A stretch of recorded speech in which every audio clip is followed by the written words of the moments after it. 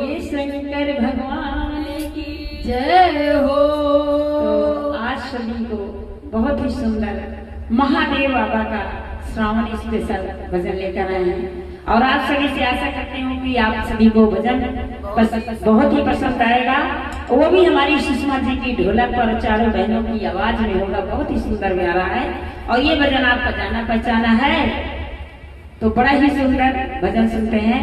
ओ शंकर भोले आजा, जय हो डमरू वाले आजा, ओ डमरू वाले आजा, मेरे मकान में तेरा डम डम डमरू बाजे सारे जहान में, सारे जहान में।